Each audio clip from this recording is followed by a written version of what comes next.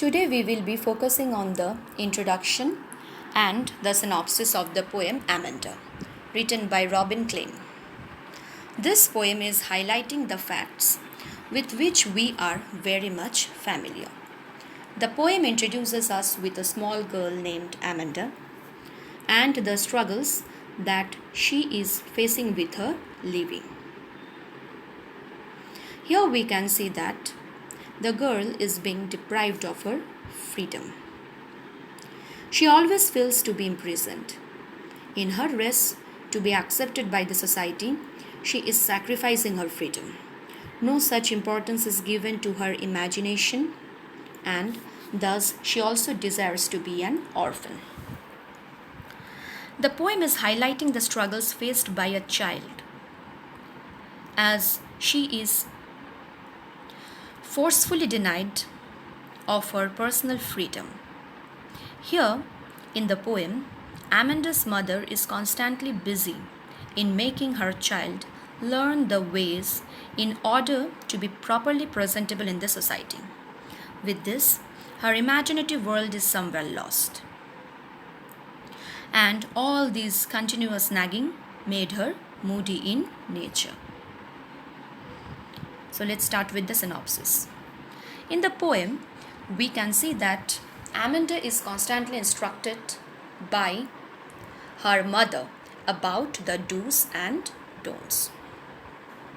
The mother is suggesting her not to bite nails, not to bend her shoulders, and also to sit straight. Her mother also feels that she is sitting in a lazy way. Here we can say that Amanda is getting trained for the society she is a part of. In order to be presentable in the society, it creates pressure in the life of Amanda. To this, Amanda imagines herself living a relaxing life as a mermaid, swimming freely in a green sea. Which means Amanda is free in her imaginative world and enjoys her freedom by being a mermaid. Further, her mother drags Amanda out of her dreams by asking whether she had completed her homework, cleaned her room and shoes or not.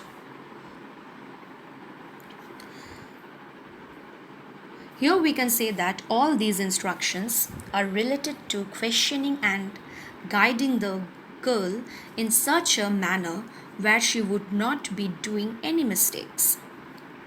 And this is resulting to the loss of her innocent nature.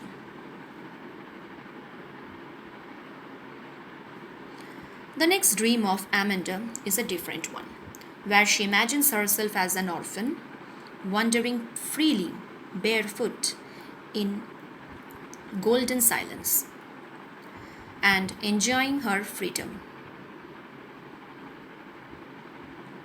She shares that she, by making the patterns of her bare feet on the sand, would have enjoyed her freedom.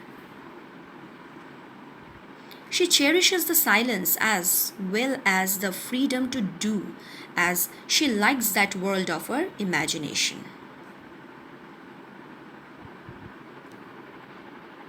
But suddenly it was due to her mother's nagging complaints resulted into the breaking of her dream. The mother is again refusing Amanda not to eat chocolate because of her acne. She also scolds her for not paying attention while she is talking to her.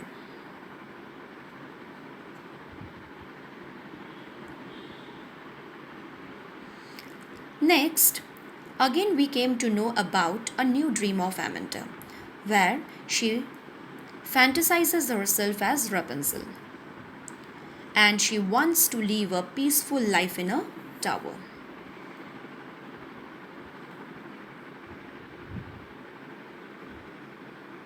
She also dreams of never letting her hair down from the tower like Rapunzel.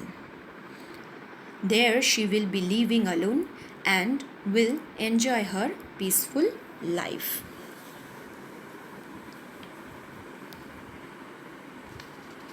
Finally, the poem ends with the mother who is again forbidding Amanda for being moody because she doesn't want anyone to think that she always harasses her daughter. After this stanza, there is no such other response from Amanda's side. This continuous harassment has made her stop dreaming, which was the only way to escape herself from the dominant nature of her mother. Thus, lastly, we can say that the main objective of Amanda's mother was to make her daughter understand the rules and regulations of the society. But this resulted to the sacrifice of Amanda's natural behavior, as she is not able to get hold of the fast and continuous changes in the society where she lives. So, here it comes to an end. Thank you.